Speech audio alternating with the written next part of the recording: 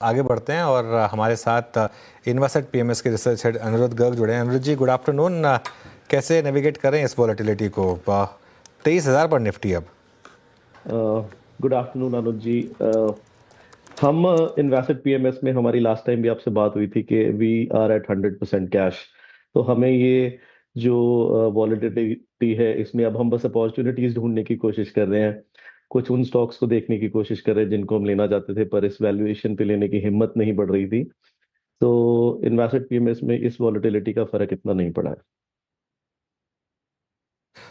सबसे ज़्यादा जो मार्केट की दिक्कत रही है वो है अर्निंग्स। इस अर्निंग सीजन में भी हम ऑलरेडी काफ़ी एक्सीडेंट्स देख रहे हैं। आज भी जोमेटो, चाहे ओबेरॉय रियल्टी, चाहे डिक्सन, ये आपके हिसाब से कब तक दिक्कत बनी रहेगी? सर मुझे ऐसा लगता है कि जो दिक्कत है वो अर्निंग से ज्यादा वैल्यूएशंस की है।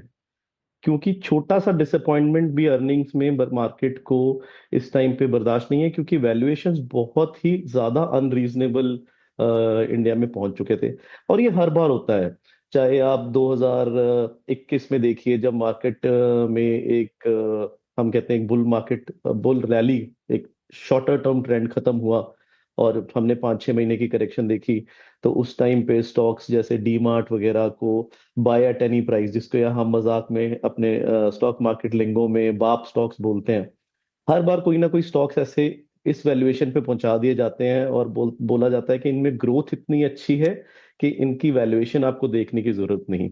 बट ये मेरे हिसाब से बिल्कुल भी रियलिटी नहीं है। हर स्टॉक्स में ग्रोथ और वैल्यूएशन का एक अच्छा मिश्रण होना चाहिए, और वो मिश्रण कहीं ना कहीं इंडिया में बहुत सारे स्टॉक्स जिनकी हम रेगुलरली बात करते हैं, हम सब बात करते हैं, वो बिगड़ा। आप जोमेटो को देखिए, आप डिक्सन टेक्नोलॉजीज को देखिए। इन सब स्टॉक्स में ऐसे बहुत सारे स्टॉक्स हैं, एक नहीं, मैं कम से कम 20 गिना सकता हूँ आपको, जिसमें ठीक है, दे आर वंडरफुल कंपनीज, बहुत बढ़िया कंपनीज, बट ग्रोथ और वैल्यूएशन का जो एक कॉम्बिनेशन है विच वो जस्टिफाई नहीं कर रहा था। और इन्हीं सब चीजों की वजह से कहीं ना कहीं मार्केट में करेक्शंस आती हैं और ये कैपिचुलेशंस होती हैं। और लॉन्ग टर्म इन्वेस्टर्स को कहीं ना कहीं एक अच्छा मौका मिलता है from time to time, owing to you know these abnormalities in the market. Hmm, Aniruddh ji का फॉर्मूला इस वक्त ऐश कैश कराएगा। आपके पास कैश है तो आप अच्छी स्थिति में है इस वक्त, है ना?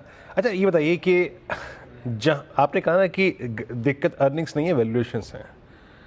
पर इस बार की आपने मोटा मोटी थोड़ी बहुत जो अर्निंग्स की आपको झलक नज़र भी आ गई होगी, एंड जैसे कि आप स्टॉक्स को देख भी रहे हैं, उनके वैल्यूएशन को देख रहे हैं, जहाँ सबसे कम मिसमैच है, जो चीज़ आपकी बाइंग लिस्ट में सबसे पहले आएगी, जो आपकी लिस्ट में वरीयता होल्ड करती है, वो क्या है? Let me put it again.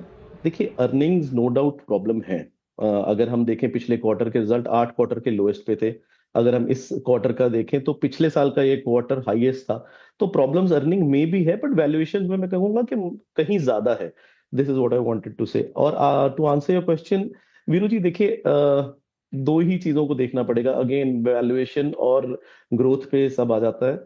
तो कहीं ना कहीं कुछ सेक्टर्स ऐसे हैं जिनमें ग्रोथ की कमी है, बट वैल्यूएशंस बहुत रीजनेबल हो गए हैं। जैसे जैसे कुछ मेटल्स के शेयर्स हैं, या कुछ आपके ये हैं, रियल एस्टेट के शेयर्स हैं, जहां पे हमें लग रहा है कि हाँ, वैल्यूएशंस धीरे धीरे ठीक होती जा रही हैं।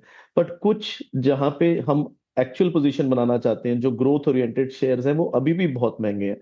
कुछ आईटी में है, कुछ फार्मा में है, कंजम्पशन में है। ब्रोकिंग नेम्स को आप देखिए, एक्सूबरेंट वैल्यूएशंस हुई हुई हैं। कहीं ना कहीं आपको जो न्यू एज टेक कंपनीज हैं उनमें आप देखिए, रिटेल में देखिए आप, Trent is a wonderful company. मतलब अगर आप, मैं लुधियाना में बात करूं जहां से मैं ओरिजिनली बिलोंग करता हूं, एक शहर में 5 स्टोर्स खोले हैं ट्रेंट ने। So this is the level that they they are operating on. और Ludhiana being from a textile company, textile city, मैंने इंटरव्यूज लिए हैं अपने वेरियस फ्रेंड्स के, जो कि टेक्सटाइल्स में जिनकी फैक्ट्रीज हैं और सब। So they are very bullish on Trent. But क्या साथ में वैल्यूएशन सपोर्ट करती हैं? तो इस टाइम पे मार्केट में आपको लेनी तो ग्रोथ ही है, बट उसको आपको कहीं ना कहीं वेट करके सही वैल्यूएशंस पे लेना पड़ेगा। And I believe it is very painful, believe me. आप बोल रहे थे कैश है तो ऐश है, बट ये बहुत डिफिकल्ट है कैश पे बैठना, क्लाइंट्स को समझाना, खुद के मन को समझाना कि हाँ, एक बुल मार्केट में आप 100% कैश लेके बैठिए और कहीं ना कहीं वैल्यूएशंस और ग्रोथ का जो कॉम्बिनेशन है वो ठीक होगा।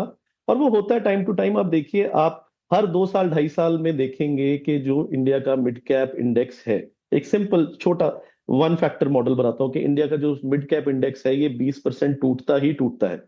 तो कहीं ना कहीं करेक्शंस मार्केट का एक एमिनेंट पार्ट है। और इसमें आप अपनी कंपनी चूज करके रखिए, जिसको जो अच्छा लगता है, जिसको जिस सेक्टर की या जिस कंपनी की या जिस प्रोडक्ट की समझ है, उन कंपनीज को चूज करके रखिए और चेरी पिक करिए जब आपको मौका मिलता है। जैसे अब हमें लगता है कहीं ना कहीं हमें जिसको कहते हैं ट्रांचेस में स्टॉक मार्केट के अंदर, now we should enter slowly and steadily and pick up the best salad for our investors.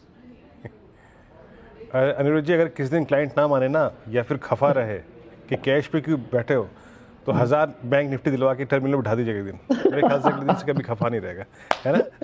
Ji ji ji. Banking पक्का अगले दिन से वीरू कुछ जी, नहीं करेगा। ट्राइड एंड टेस्टेड है। बैंकिंग में मुझे लगता है कहीं ना कहीं कि इस बार जब भी बॉटम लगेगा, बैंकिंग शुड बी, ये जितने भी हमारे बैंकिंग दिग्गज हैं, स्टेट बैंक, एचडीएफसी बैंक, इनमें एक बहुत अच्छी अपॉर्चुनिटी मिलनी चाहिए अगले 2 से 3 सालों के लिए।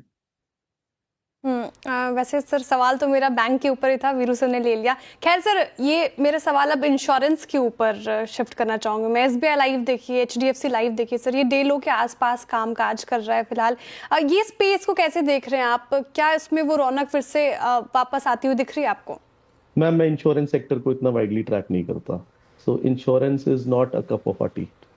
ठीक है सर, लेकिन सर आपने बहुत सारे सेक्टर्स गिनाए, जैसे कि मेटल्स, रियल एस्टेट, आईटी, जहाँ पे वैल्यूएशंस आपको ठीक नजर आ रहे हैं। कोई स्टॉक स्पेसिफिक बात होगी आपके उस पर्टिकुलर सेक्टर्स में? मैम, मेरे ख्याल से मैंने बहुत सारे स्टॉक स्पेसिफिक बात कर ली, इतनी हमें अलाउड नहीं है करनी। पर क्या है ना कि वो देख के इस टाइम में मुंह में पानी आने वाला शुरू हो रहा है कि हाँ, धीरे धीरे उठाना शुरू करें। Alright, thank you so much आज हमारे साथ जुड़ने के लिए और इन सब टॉपिक्स बात करने के लिए। निफ्टी अभी भी 23,013 पर 300